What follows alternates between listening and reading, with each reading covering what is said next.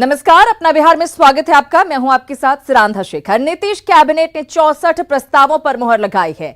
विधानसभा चुनाव से पहले बिहार सरकार ने कई सौगातें दी हैं। इसमें संविदा पर काम करने वालों का मानदेय बढ़ाया गया है। आंगनबाड़ी सेविका से लेकर विकास मित्रों तक को तोहफा मिला है। इससे जुड़ी 10 बड़ी बातें आपको बताते हैं।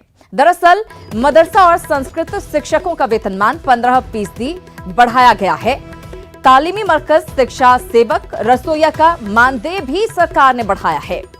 किसान सलाहकार विकास मित्रों के मानदेय में भी सरकार ने वृद्धि की है। तालीमी मरकज के मानदेय में 1000 रुपए की बढ़ोतरी की गई है। तालीमी मरकज का मानदेय 11,000 रुपए अब हो गया है। हम आपको बता दें कि मिड डे मील रसोइये का मानदेय 150 रुपए बढ़ाया गया है और अब ये बढ़कर रसोइये का मानदेय बढ़कर 1650 रुपए प्रति माह हो गया है। किसान सलाहकार को अब 13,000 रुपए बढ़ने के बाद मिलेंगे। विकास मित्रों के मानदेय में 1200 रुपए की बढ़ोतरी की गई है। बढ़े हुए मानदेय का लाभ अप्रैल 2021 से मिलना शुरू हो जाएगा। तो सरकार ने कई बड़े फैसले लिए हैं और इस बीच बड़ी खबर आपको दे दे, तेजस्वी और उपेंद्र कुशवाहा के बीच बैठक चल रही है। सीट शेयरिंग को लेकर इस बैठक में चर्चा हुई है।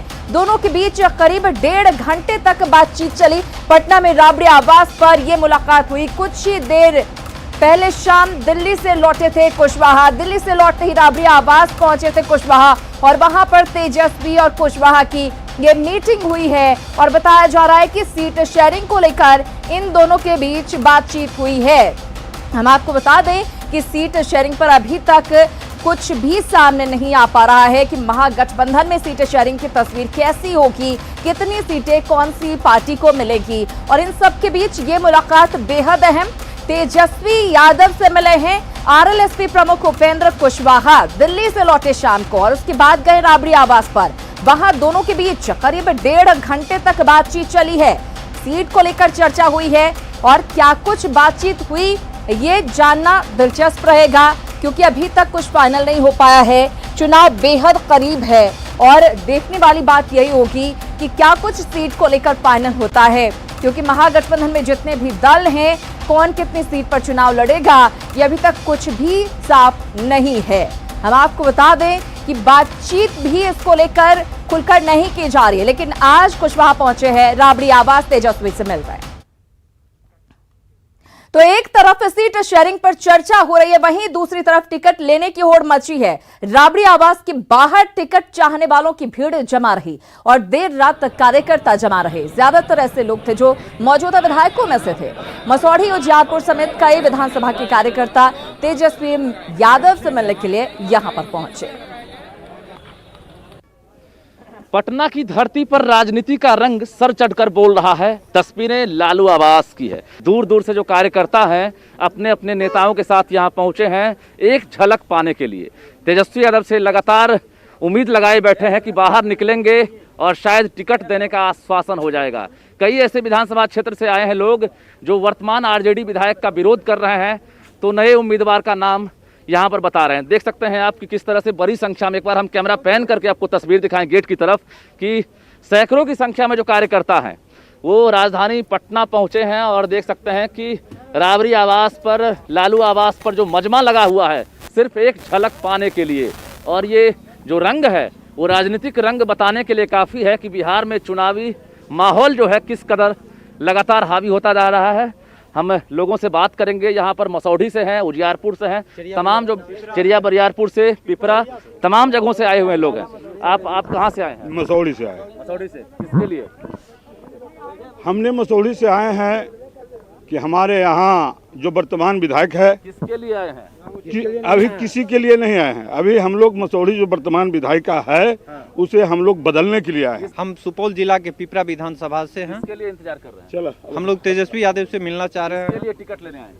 टिकट लेने के लिए हम स्वयं उम्मीदवार हैं पिपरा विधानसभा से। लगातार 20 वर्षों से कठिन परिश्रम किया है, जमीनी स्तर पर ग्राउंड लेवल पर काम किया और वर्तमान जो विधायक हैं उनके द्वारा कोई काम नहीं हुआ है। आप कहाँ से आए हैं? जाले दरभंगा से। किसके लिए? सर विधायक के टिकट के लिए। किसके लिए? जी तेजस्वी जी को इस बार किसके लिए? अपने लिए जी सर। नेता बनेंगे? जी इस बार सर नेता नहीं, जाले का हम बेटा है। कई लोग हैं, देख सकते हैं कि किस तरह से भीड़ है, और कुछ और लोग हैं, उनसे बात करेंगे कि देखिए टिकट के लिए किस तरह से कतारें लगी हुई है। आप कहाँ से हैं? मसौड़ी विधानसभा से आए हैं। मसौड़ी से। किसके जी, लिए? हम आए हैं, रामोची चौधरी हैं, ये प्रत्याशी हैं मसौड़ी के, प्रबल दावेदार हैं। अगले ये 20 वर्षों से वहाँ काफ़ी मेहनत कर रहे हैं, लगे हुए जमीन। मोहम्मद जाकिर हुसैन। कितने साल से कोई विधायक का मौका मिला कि नहीं बनने का? जी नहीं सर, 2009 में लालू जा पाटलिपुत्रा से चुनाव लड़े थे। उगड़ में लालू जी का प्रस्ताव भी रहा हूँ। अच्छा। और उसके बाद भी आपको 2015 में। युवा हो या फिर बुजुर्ग हो, हर कोई कतार में लगे हुए हैं, और टिकट की जो मारामारी है ये तस्वीर बताने के लिए काफ़ी है कि देख सकते हैं रात का वक्त है, और जो राजनीतिक रंग है वो साफ तौर पर बताने के लिए काफ़ी है कि बिहार में चुनावी माहौल किस तरह से हावी है। कैमरामैन अभिषेक के साथ रजनीश कुमार, न्यूज़ 18 पटना। तो बिहार में चुनावी माहौल गरमाया हुआ है, तस्वीरों को देखकर आप समझ सकते हैं। इधर बड़ी खबर मिल रही है, हेडक्वार्टर के आदेश पर पुलिस एसोसिएशन का विरोध देखने को मिल रहा है। पोस्टिंग के लिए योग्यता जरूरी है, पुलिस एसोसिएशन ने ये कहा है। पुलिस हेडक्वार्टर के आदेश पर दरअसल सवाल उठाया है। थानों की पोस्टिंग में सभी वर्गों का ख्याल रखने का आदेश हाईकोर्ट की तरफ से दिया गया, और इसी का हवाला दिया गया है हम एसोसिएशन की तरफ से। पुलिस हेडक्वार्टर ने पहले आदेश जारी किया, जिसको लेकर सवाल उठाया गया है पुलिस एसोसिएशन की तरफ से। इधर बिहार को केंद्र से बड़ी सौगात मिली है। प्रधानमंत्री ने कोसी महासेतु का उद्घाटन किया, और इसके साथ ही 86 साल का इंतजार खत्म हो गया। इस पुल के जरिए कोसी और मिथिला की दूरी कम हो गई। इसके अलावा 12 और परियोजनाओं की शुरुआत हुई। प्रधानमंत्री ने कहा कि ये रेल परियोजनाएं बिहार के विकास में मील का पत्थर साबित होंगी। करीब 86 साल बाद सुपौल से आसनपुर कुबहा के बीच हॉर्न बजाती हुई ट्रेन ने जब रफ्तार पकड़ी तो कोसी और मिथिलांचल के लोगों की खुशियों का ठिकाना नहीं रहा। करीब 86 साल बाद कोसी रेल महासेतु पर ट्रेन का परिचालन शुरू होते ही मिथिलांचल का 86 साल पुराना सपना साकार हो गया। कोसी महासेतु के जरिए सरायगढ़ और निर्मली के बीच की दूरी करीब 300 किलोमीटर से घटकर 22 किलोमीटर की रह गई, यानी करीब 8 घंटे का सफर अब महज आधे घंटे में पूरा हो जाएगा। पीएम मोदी ने भी कहा कि 8 घंटे का सफर अब आधे घंटे में पूरा होगा। वहीं सीएम नीतीश कुमार ने भी कहा कि कोसी महासेतु के शुरू होने से कोसी और मिथिलांचल वासियों को काफी सहूलियत होगी। कोसी महासेतु और किऊल ब्रिज के साथ ही बिहार में रेल यातायात, रेलवे के बिजलीकरण और रेलवे में मेक इन इंडिया को बढ़ावा देने, नए रोजगार पैदा करने वाले 1 दर्जन प्रोजेक्ट्स का आज लोकार्पण और शुभारंभ हुआ है। एक रेल का आपके द्वारा उद्घाटन करवाया जा रहा है। आप सोच सकते हैं कि मेरे जैसे व्यक्ति को इस बात से कितनी प्रसन्नता होगी, कितना आज मुझको आनंद हो रहा है कि चलिए उस समय जो किया गया आज हुआ। अब आपकी सरकार बनी तभी तो ये काम हो रहा है। पीएम नरेंद्र मोदी और सीएम नीतीश कुमार ने वीडियो कॉन्फ्रेंसिंग से जैसे ही महासेतु का उद्घाटन और ट्रेन को हरी झंडी दिखाई, लोगों का उत्साह उफान मारने लगा। इस ट्रेन पर हमारे संवाददाता अमित झा भी मौजूद थे। इस ट्रेन में देखिए किस तरीके से लोग पहली दफे यात्रा कर रहे हैं। जो जानकारी मिल रही है, जो सुपौल स्टेशन पर अब तक 500 लोगों ने इस ट्रेन की यात्रा के लिए टिकट लिया, तो सरायगढ़ स्टेशन पर 300 लोगों ने टिकट लिया। ये बताइए, इस ट्रेन का परिचालन आज शुरू हुआ है, क्या लग रहा है, कितना खुशी है? बहुत, बिहार के लिए ये बहुत ही अच्छा है, और हम लोग सुपौल वाले, विजय वाले बहुत ही खुश हैं, और माननीय प्रधानमंत्री को हम हार्दिक अभिनंदन करते हैं, धन्यवाद देते हैं। देखिए लोग किस तरीके से अपने घर की छतों से इसे देख रहे हैं और एक दूसरे का अभिवादन कर रहे हैं। ट्रेन में जिस तरीके से युवाओं की एक फौज, एक लंबे दल, एक बहुत बड़ी संख्या युवाओं की इसमें मौजूद है। बहुत खुशी हो रहा है, बहुत उत्साहित, खुशी से पागल हो रहे कि आज 86 साल के बाद हम मिथिलांचल पुला से चल के जा रहे हैं। वहीं ट्रेन शुरू होने से स्थानीय व्यापारियों में भी उत्साह है और उन्हें रोजी रोटी की उम्मीद जगी है। ट्रेन बंद हो गई था, बाहर चले गए, क्या कैसे हुआ? बाहर में बहुत दिक्कत हुआ सर, अब अपना यहाँ पे रह के कमाएंगे तो बहुत खुशी है सर। अच्छा लग रहा है। क्या बेचेंगे इसमें आप? इसमें मिठाई बेचेंगे। आप मिठाई का क्या बेचते थे? नए कोसी रेल महासेतु की कुल लंबाई 1.88 किलोमीटर है। दरभंगा, मधुबनी, सुपौल, सहरसा जिले में रहने वालों को फायदा होगा। 300 किलोमीटर की दूरी मात्र 22 किलोमीटर में सिमट जाएगी। निर्मली से सरायगढ़ की दूरी अब 300 नहीं 22 किलोमीटर हो गई है। सरायगढ़ से पटना, दिल्ली, मुंबई और कोलकाता की सीधी पहुंच होगी। कोसी रेल महासेतु बनाने में 516 करोड़ रुपए का खर्च आया। जाहिर है कोसी रेल महासेतु मिथिलांचल वासियों के लिए किसी सपने के साकार होने से कम नहीं है। वैसे मिथिलांचल वासियों के लिए मोदी सरकार की ओर से सौगातों की लगातार बरसात हो रही है। सवाल है कि क्या चुनावी समर में उपहारों से मिथिलांचल में एनडीए का सियासी बेड़ा पार होगा। सुपौल से अमित झा के साथ ब्यूरो रिपोर्ट, न्यूज़ 18। और इन सौगातों के अलावा बिहार को आज पहला अंतर्राज्यीय बस अड्डा यानी ISBT भी मिल गया। करीब 25 एकड़ में फैले इस 5 मंजिले बस स्टैंड का उद्घाटन मुख्यमंत्री नीतीश कुमार ने किया। बस स्टैंड में 4 अलग अलग ब्लॉक बने हुए हैं। यहां स्टैंड में शॉपिंग कॉम्प्लेक्स और मॉल से लेकर सिनेमाघर, यात्रियों के ठहरने और आराम करने के लिए अत्याधुनिक वेटिंग रूम भी बनाए गए हैं। मुख्यमंत्री ने खुद इसका उद्घाटन किया है। इस योजना की लागत की बात करें, खर्च की बात करें तो 339.22 करोड़ इसकी लागत आई है। ये बस स्टैंड अंतर्राष्ट्रीय स्तर का बनाया गया है। बिहार राज्य पथ परिवहन निगम की गांधी मैदान बस स्टैंड से खुलने वाली बसों को भी बाद में यहीं शिफ्ट किया जाएगा। यहां से हर दिन 3000 बसें खुलेंगी और 1.5 लाख यात्रियों की आवाजाही होगी।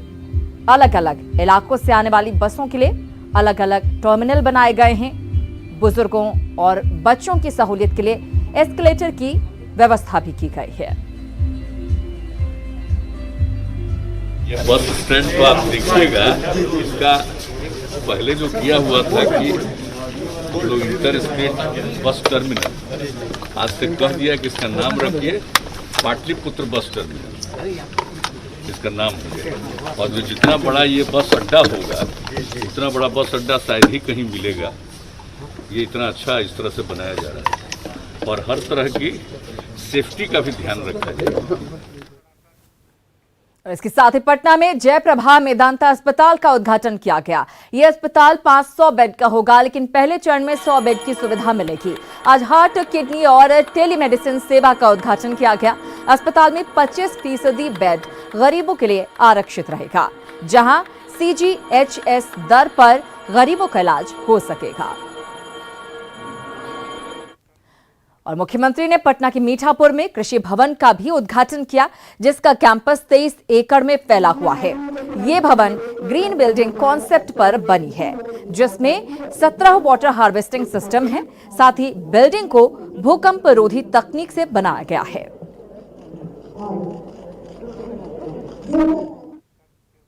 खबरों में आगे बढ़ेंगे। खबर बगहा से है, जहां पर भीड़ ने एक युवक की पिटाई की। बताया जा रहा है कि युवक चोरी की नियत से एक घर में घुसा था। इसी दौरान उसे लोगों ने पकड़ लिया और रस्सी से बांधकर उसकी पिटाई की गई। इसका वीडियो वायरल हो रहा है। तस्वीर आपके सामने है। वीडियो भैरवगंज के बांसगांव मंझरिया का बताया जा रहा है।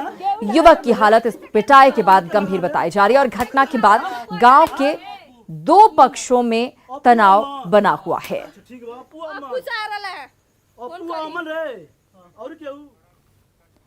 और सुशांत सिंह राजपूत पर टिप्पणी मामले में आरजेडी विधायक अरुण यादव की मुश्किलें बढ़ सकती हैं। विधायक के खिलाफ मुजफ्फरपुर कोर्ट में परिवाद दायर किया गया है, जिसमें यह कहा गया है कि विधायक ने अपने बयान से राजपूत बिरादरी का अपमान किया है। मामले की सुनवाई 23 सितंबर को होगी। गौरतलब है कि आरजेडी विधायक ने सुशांत सिंह के राजपूत होने पर सवाल उठाए थे। सुशांत सिंह राजपूत के ऊपर कि उन्होंने गलत रूप से अपने आप को हत्या कर लेना और राजपूत नहीं है, और एक राजपूत जाति के समाज को जो है सो एक प्रकार का जो ये दोषी रूपण करके और राजपूत समाज को जो है सो प्रताड़ित करने का काम किया है। और गुजरात में मजदूरी के लिए गए बच्चों की मानव तस्करी का खुलासा हुआ है। अहमदाबाद में सीआईटी और एक एनजीओ ने 32 बच्चों को रिहा करवाया है। एनजीओ को जानकारी मिली थी कि मजदूरी के लिए बिहार से बच्चों को गुजरात भेजा जा रहा है और ट्रेन अहमदाबाद पहुंचेगी, जिसके बाद अभियान चलाया गया।